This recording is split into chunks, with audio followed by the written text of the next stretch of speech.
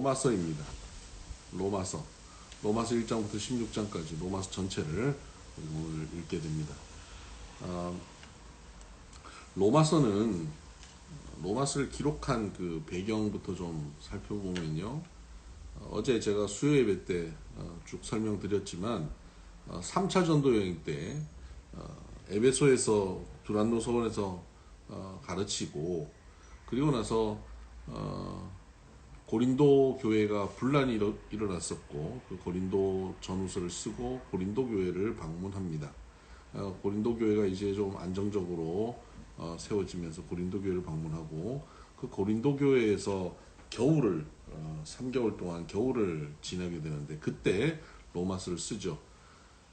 에베소에서부터 바울은 로마를 방문할 것을 계획합니다. 그리고 고린도에 와서 그 로마의 방문에 대한 구체적인 생각을 정리하고 로마 교인들에게 편지를 쓰면서 내가 곧 그곳에 방문하겠다. 내가 여러 번 가려고 했지만 가지 못했다. 이번 이제 예루살렘에 방문하고 너희 로마 교회에 방문하겠다라고 편지를 쓰고요. 바울의 로마 방문은 로마 방문만이 목적이 아니라 바울이 최종적으로 목적한 곳은 서바나입니다. 스페인이죠. 왜냐하면 그곳이 당시에 사람들이 생각하는 땅끝이었기 때문입니다. 땅끝까지 복음을 증거하라는 예수님의 말씀을 실천해 보기 위해서 그는 땅끝인 서바나를 향해 가려고 합니다. 그래서 로마 교인들에게 내가 서바나를 향해서 갈 테니까 나를 이 선교를 후원하도록 좀 준비를 해라. 그것을 권면하는 선교 후원을 독려하는 편지이기도 하지요. 이 배경 중에 또 우리가 좀 살펴봐야 되는 것은 이런 게 있습니다. 글라우디오 황제가 로마에 있는 그리스도인들, 또 뭐 유대인들 다 포함해서, 이 그리스도인들과 유대인들 모두 포함해서 유대인들을 추방시켰습니다. 로마의 그 분란을 일으키고 혼란을 일으키는 일을 이들이 한다라고 생각해서 유대인들을 다 추방시킵니다. 그때 추방된 사람 중에 대표적인 사람이 브리스길라와 아굴라, 그 천막 짓는 사람, 바울이 고린도에서 만난 사람들이죠. 이 사람들을 만나게 되는데 그들이 평생 바울의 동역자가 됩니다. 2차 전도 여행 때 고린도에서 만났다가 3차 전도 여행 때 이들은 에베소 지역에 사역을 하고 있었고, 바울은 그들에게 가서 에베소에서 그들과 함께 깊은 교제를 나누고 말씀을 함께 나누죠. 에베소에 놀라운 부흥이 일어나게 되고, 그런 과정 속에서 글라우디오 황제가 죽게 되고, 그리고 유대인들이 다시 로마로 돌아가는 그런 분위기가 형성됐습니다. 브리스길라와 아굴라도 후에 로마로 돌아가게 되는데요. 그러니까 브리스길라와 아굴라뿐만 아니라 로마에서 왔던 많은 그 기독교인들이 이제 돌아가는 거죠. 그래서 이미 그 당시에는 로마에 교회가 형성돼 있었고요. 이제 이들이 돌아가서 다시 유대인이지만 기독교인인 이들이 돌아가서 그곳의 교회를 다시 회복시키려고 하는 겁니다. 그럼 그 당시에 로마에 남아있던 교인들은 어떤 사람들이었을까요? 유대인들은 싹 빠진 이방인들 중심으로 형성된 교회입니다. 그러니까 로마 교회는 어떻게 형성됐냐면, 오순절 마가다락방에서 성령 강림 사건을 경험하고 예루살렘 교회를 경험해 본 사람들, 그 중에는 유대인 기독교인도 있고요, 이방인 기독교인도 있는 거예요. 또 이방에서 오래 살던 이민 있던 유대인들도 있고요. 그들 중에 로마로 돌아가서 이들 중심으로 사도 베드로나 바울을 통해서 형성된 것이 아니라 이런 성도들을 중심으로 교회가 형성됐던 겁니다. 그런데 그 중에서 유대인들이 빠지고 이방인들이 중심이죠. 사실 그 이전의 교회는 유대인들 중심으로 형성됐을 것입니다. 그러니까 유대인들이 교회의 주축이었다가 그들이 빠지고 이방인들이 교회를 중심으로 형성하고 한 10년 세월을 이방인들이 로마 교회를 주도하고 있었던 것이죠. 이제 다시 10년 전 그 로마 교회를 주도한 세력들, 유대인들이 돌아가니까 그들 안에 갈등이 있었던 겁니다. 그러니까 서로가 이제 갈등이 벌어진 거예요. 같은 교회인데 갈등이 있죠. 그런 갈등이 벌어지고 있는 로마 교회를 향해서 바울이 편지를 쓰고 있는 겁니다. 이런 배경, 이런 분위기를 우리가 알고 로마서를 읽으면 좋습니다. 그래서 로마서를 볼 때 유대인이냐, 헬라인이냐, 이방인이냐, 뭐 이런 언급들이 계속됩니다. 그래서 이방인이나 유대인이나 모두 하나님의 의 안에서 구원받는 백성이다라는 그런 권면을 하고 있죠.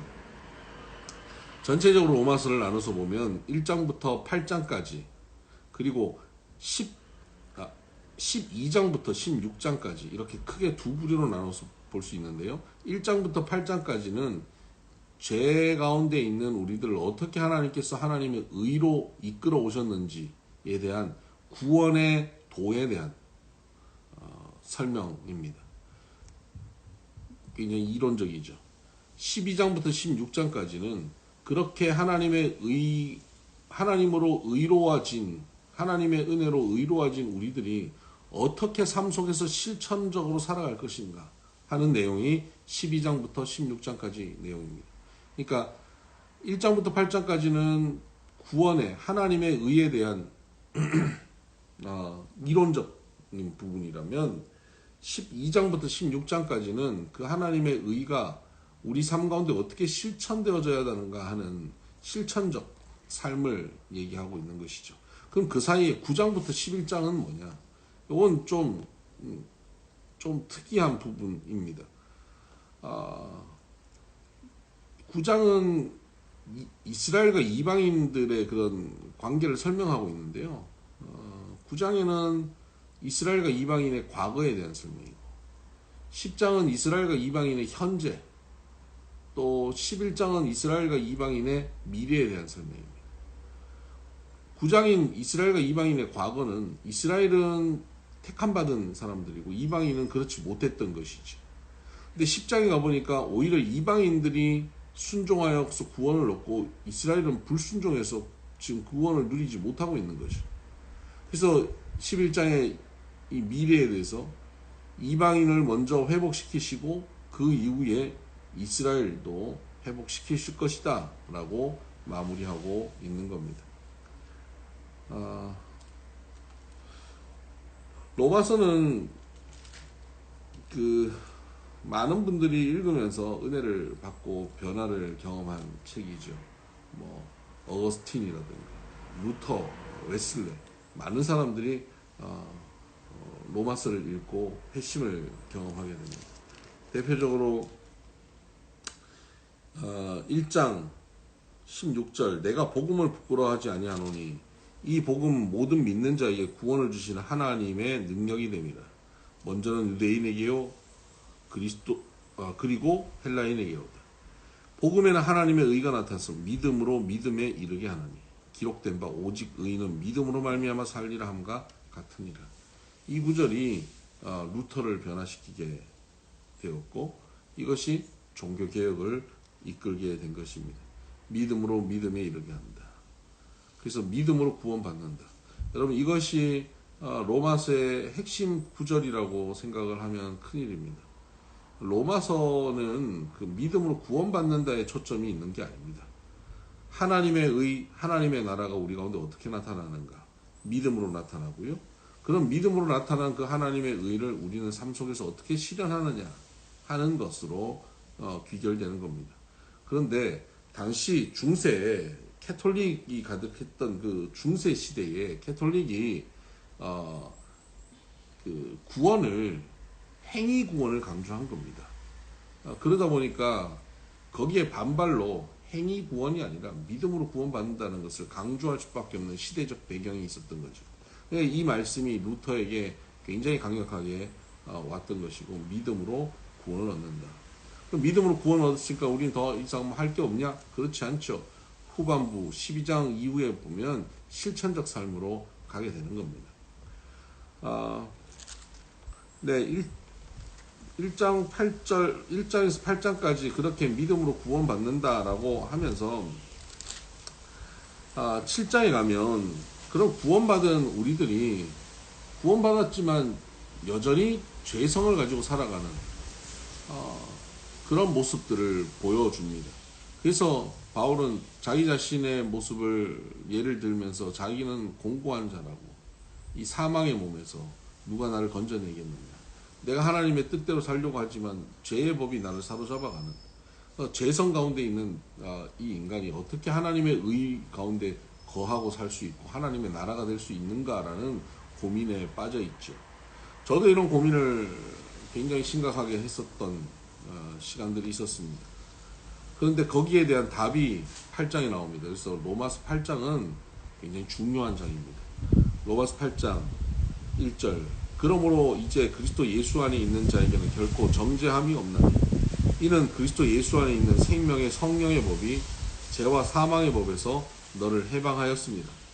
율법이 육신으로 말미암아 연약하여 할 수 없는 그것을 하나님은 하시나니 곧 죄로 말미암아 자기 아들을 죄 있는 육신의 모양으로 보내어 육신의 죄를 정하사 육신을 따르지 않고 영을 따라 행하는 우리에게 율법의 요구가 이루어지게 하려 하심이니라.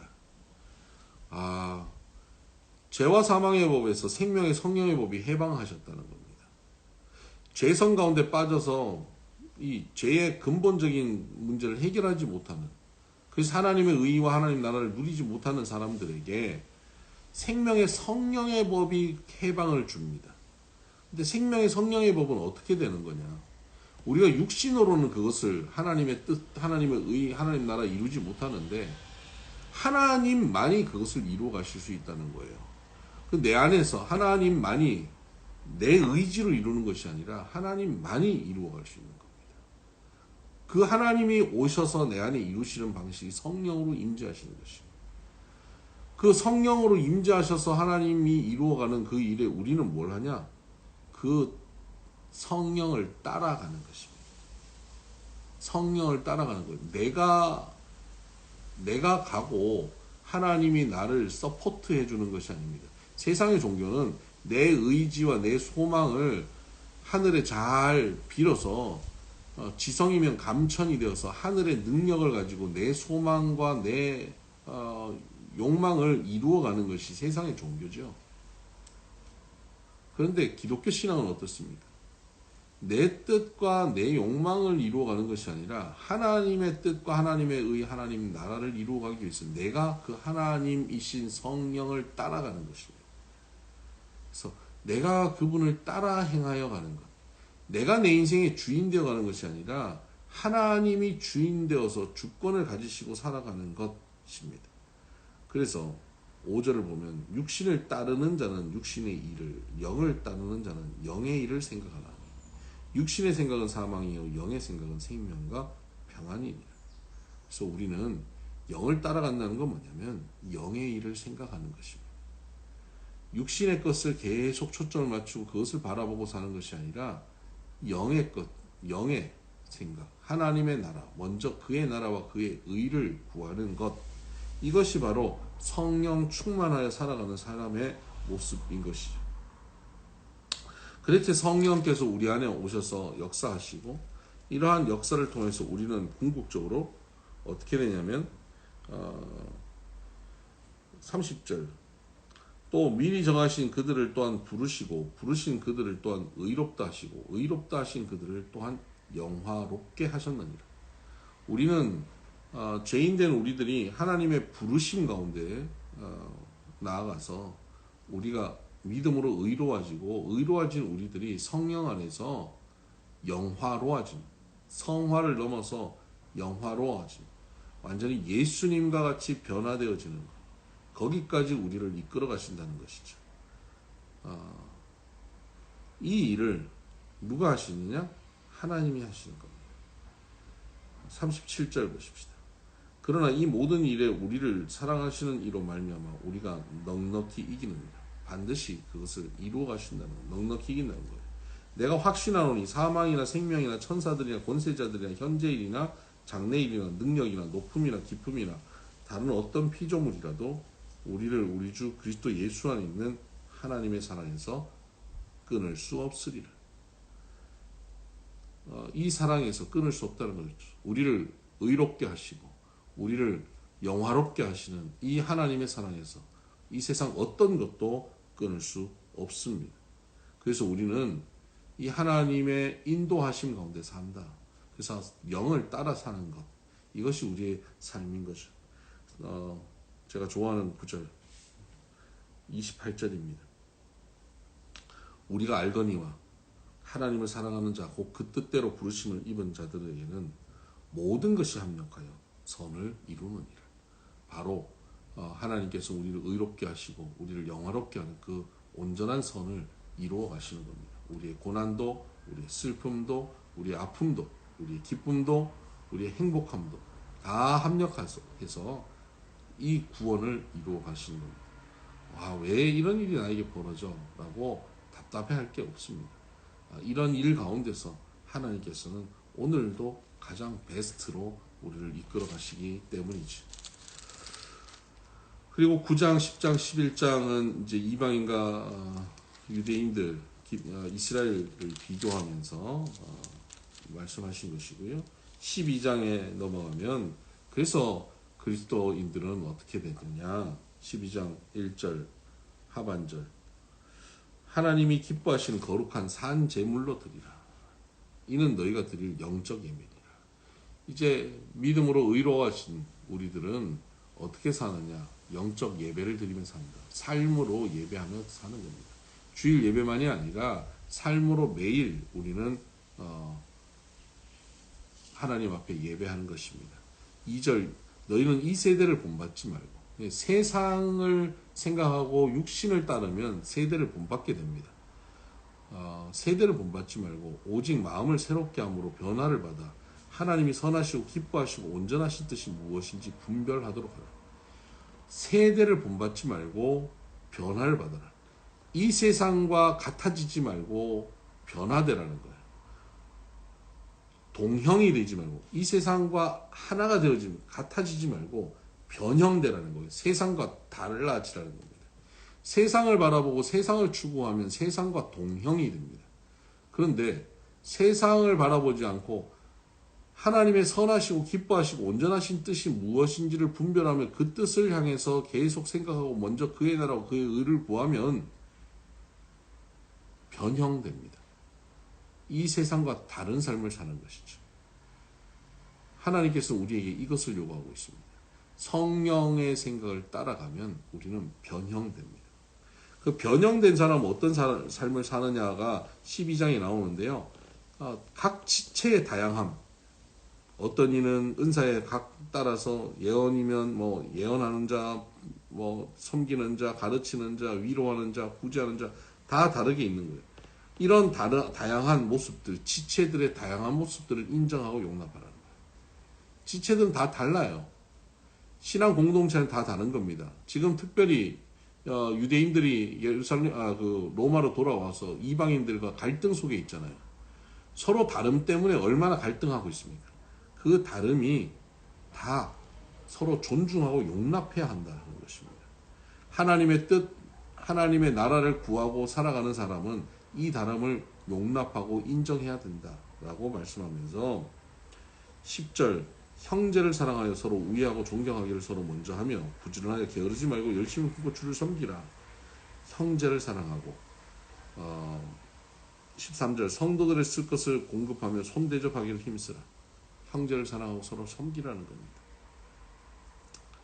이렇게 서로 다름을 인정하고 존중하고 형제를 사랑하는 것, 이것이 세상을 따라가는 것이 아니라 변형된 그리스도인의 모습이고요. 14절 너희를 박해하는 자를 축복하고 저주하지 말라. 즐거워하는 자들과 함께 즐거워하고 우는 자들과 함께 울라. 그래서 어떻게 되냐면 원수를 사랑하는 것, 그리고 주변에 아파하는 이들과 함께 아파하는, 공감하는, 함께 하는 그리스도인들이 되라는 겁니다. 이것이 변형된 삶인 겁니다.